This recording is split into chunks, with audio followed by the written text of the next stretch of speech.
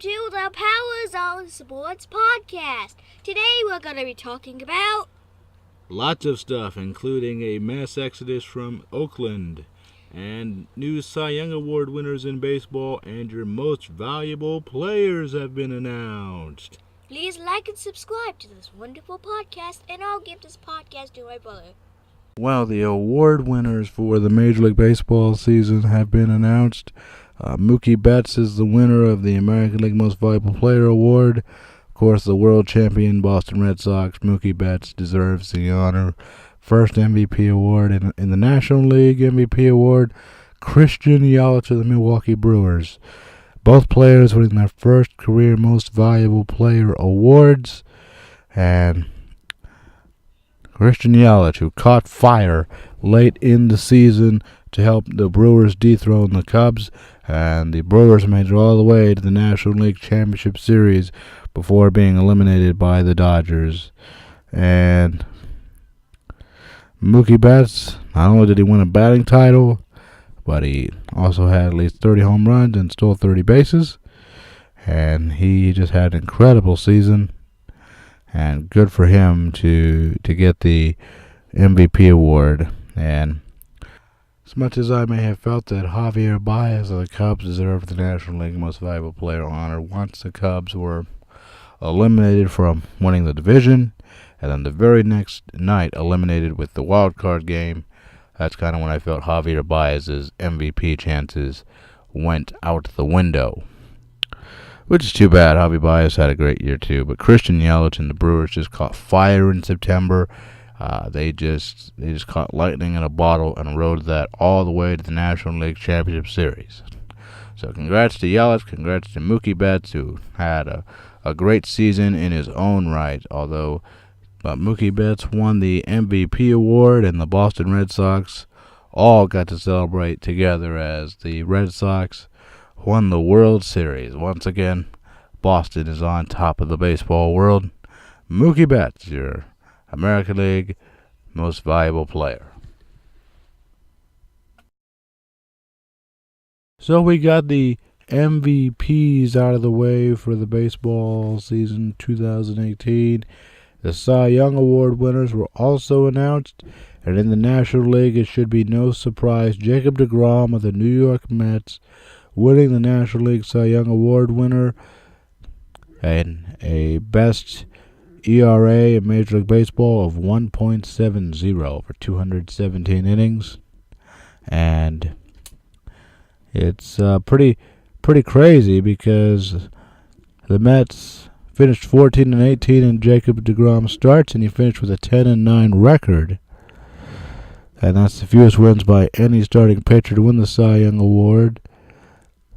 Before that was 13 wins by Fernando Valenzuela, 13-7 in 1981 when Fernando Mania and that screwball he was throwing was giving everybody else in baseball fits, but the Dodgers loved Fernando Mania. Dodger Stadium was going crazy with Fernando Mania back in 1981, but the Mets didn't win a lot of deGrom starts, but it seemed not to matter this year as Jacob deGrom wins the National League Cy Young Award.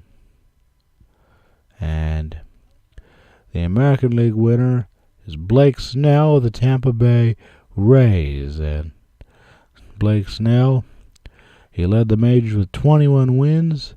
First 20-game winner in the Majors League since 2016. A 1.89 ERA, 25-year-old left-hander, and doing it against Boston in the same division as Boston Red Sox, the New York Yankees, and teams like Houston. The second Cy Young Award winner in the history of the Tampa Bay Rays, joining David Price, who won the award in 2012. David Price now a starter for the Boston Red Sox. But how about that? Congratulations to the winners of the MVP and the Cy Young Award winners, and their teams should all be very proud of their performances, and should be good. It was a great year in baseball for just about everyone. So congrats to DeGrom, congrats to... Of course, there's some trivia. The Cy Young Award is named for Cy Young, the starter of the Boston Red Sox, who won a Major League Baseball record, 511 wins. A mark that will never be touched in this modern era of baseball, when 300 wins as a pitcher is now out of the question.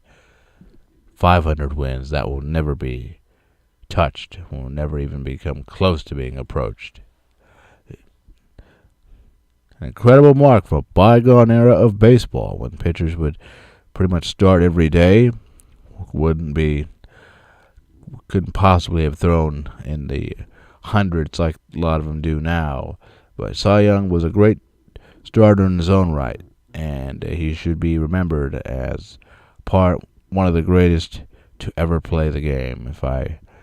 So I thought for sure that Mr. Cy Young had made it into the Hall of Fame in the inaugural class of 1936, but it turns out he made it in his second time on the ballot, 1937 member of the National Baseball Hall of Fame.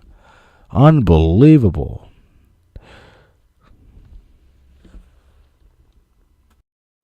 In this era of Major League Baseball, where teams and players are interchangeable like the wind, players don't stay with the same team anymore.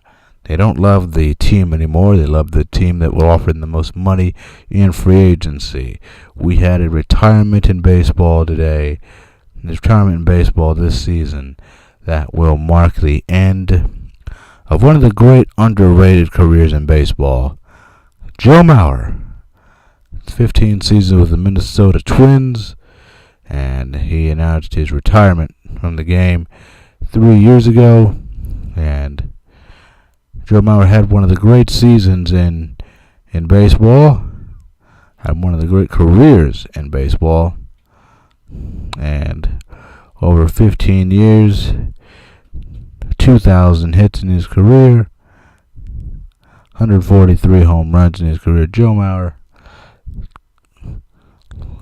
had a great career, played his all 15 seasons with the Minnesota Twins, and Joe Mauer, one of the all-time greats, even though the Twins did not do a whole lot when he was there, but he had a great career.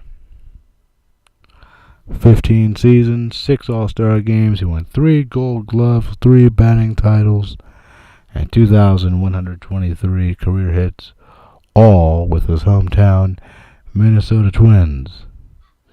And so Joe Mauer, what a career. Congratulations to one of the all-time greats to wind up in the Minnesota Twins Hall of Fame, and then next stop, hopefully, the National Baseball Hall of Fame. Joe Mauer, farewell to a great career, Joe Mauer. Week 11 of the NFL season, and here are my predictions for Week 11. I'm picking the Seahawks over the Packers, picking the Cowboys over the Falcons. Last year the Falcons ended the Cowboys season. We'll see how they do today. Picking the Ravens over the Bengals, picking the Panthers over the Lions, picking the Titans over the Colts, picking the Buccaneers over the Giants, picking the Redskins over the Texans, picking the Steelers over the Jaguars, picking the Cardinals over the Raiders. I'm picking the Chargers over the Broncos. I'm picking the Saints over the Eagles. I'm picking the Bears over the Vikings. And it should be a good one Monday night, picking the Chiefs over the Rams.